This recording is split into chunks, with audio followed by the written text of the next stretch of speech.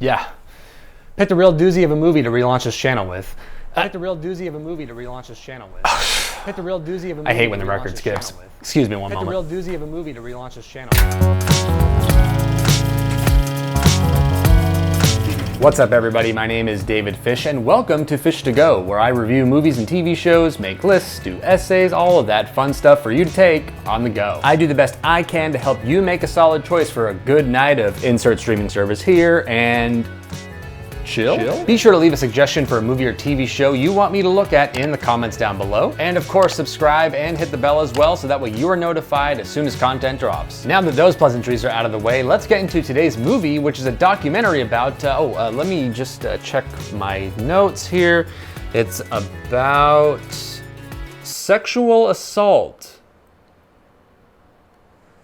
Yeah, so today's film is a touchy subject. By the way, you should be totally keeping a pun intended scoreboard while watching this channel, but I cannot stress how important this subject needs to be talked about in open dialogue, and this documentary does just that. So today's film I'm reviewing is On the Record, which is an HBO Max original / exclusive. I'm actually wearing a record shirt just for the occasion. It's a really fun graphic of the Chicago subway lines, and it's in the shape of a record player. A lot of people don't see it, and it's also not accurately portraying the actual ways of the subway lines. But anyways, if you want to see a full trailer for the film, it is available at the link in the description box down below. So let's go fishing, shall we? And by that, I mean let's jump into the review.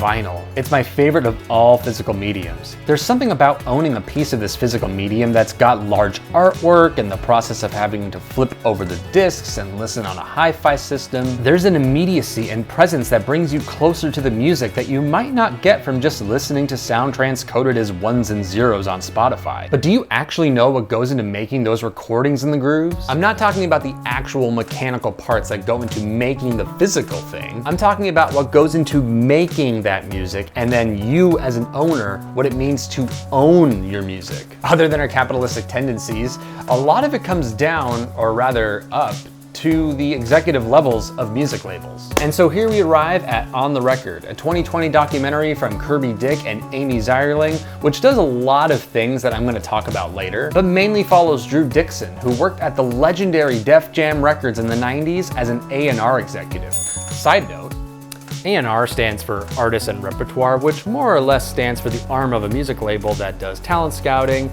and acts as a liaison between artist and label before a release drops. So Dixon's passion for music and the power of hip-hop drove her interest in discovering artists such as the Notorious B.I.G. and Bone Thugs-n-Harmony, and allowing for hits from the likes of Lauryn Hill, Aretha Franklin, Whitney Houston, Carlos Santana, major acts which we've all come to know and love and whose songs I often hum in the shower. Coming from the bottom level of the music label all the way to the top in such a short time and with that many hits, you'd think she would be the next music industry powerhouse. But unfortunately, Dixon left Def Jam in the mid-90s and then Arista Records in the 2000s, and then silence.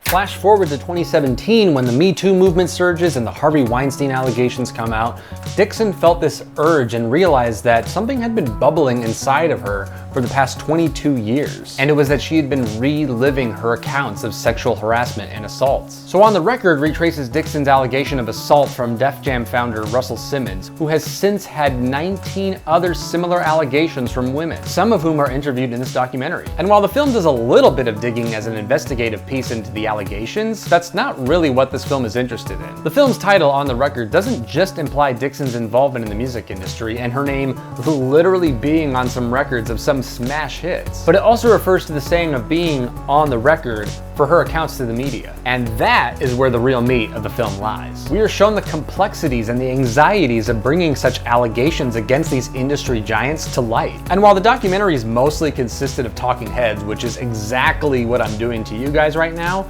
it's tackling a very difficult subject with a microscopic eye. Now, I haven't seen Dicker Zierling's 2015 film, The Hunting Ground, which I've read also deals with sexual assault cases, but I found their work in On the Record to be incredibly nuanced. It's one of those interesting situations in film where you know that you have a director, or in this case directors, crafting the film, And as you're watching it, you don't really feel their presence. You definitely got that with Dick's 2006 film, This Film Is Not Yet Rated, where he is infiltrating the Motion Picture Association so he can try to get an answer. Oh hey, I reviewed that for my 100 Days, 100 Movies challenge, and you can click on that button in the corner to check it out. Okay David, don't get off track. There's nothing outwardly visual or pointed about On the Record aesthetically, but where the craft lies is in the director's complete understanding of their subjects to just let them tell their stories. It's this sort of invisible direction that's actually a remarkable feat. And this is certainly one of those documentaries that doesn't have any defining look or features, but has these devastating, necessary topics that need to be talked about in this day and age. Above the allegations of Russell Simmons,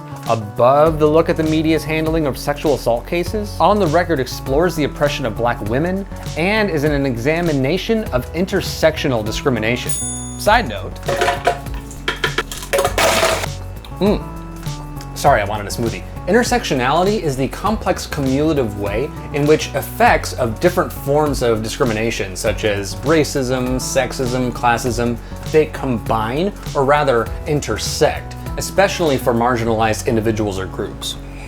So yeah, the film weaves together Dixon's case along with other women who have also been on the record against Russell Simmons. And along with some insight from cultural studies professors and the Me Too movement founder Tarana Burke, the film really focuses on the damaging, sexist, racist, misogynistic ways that the music industry thrived and potentially still thrives on. Award-winning writer and editor Kierna Mayo sums it all up in the film by suggesting that when women lose, we all lose. What did music as a whole lose when Dixon left the industry? What more could we have gained from her involvement in it? So what I'm trying to say is that I was on the verge of tears several times. Just hearing these women's stories and letting those stories define and refine the narrative as the film plays, that's really why I think this is an important one to sit through. It's a documentary whose weight lies in the moral questions that open up channels of new dialogue. And it has a very clear approach that I think is owed to the sort of hands-on, hands-off approach that the directors took, and they know exactly what they're aiming for. They don't necessarily shoot for new angles or revelations or any visual flair that really might have been cumbersome to the narrative.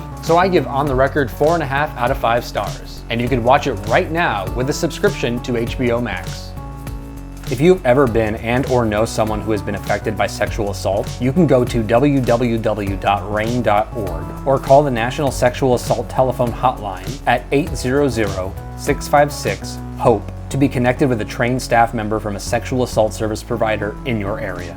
Thank you guys for checking out this review. I really hope you check out the film. I'd love to hear your opinions on the movie as well, and of course I need to know what to review next, so leave those comments down below. If you enjoyed this video and want to see more of this kind of content, be sure you hit that like button. Be sure you're also subscribed and ding that bell so that way you're notified as soon as that content drops. Thanks again, and until next time, I'm David Fisch for Fish to Go.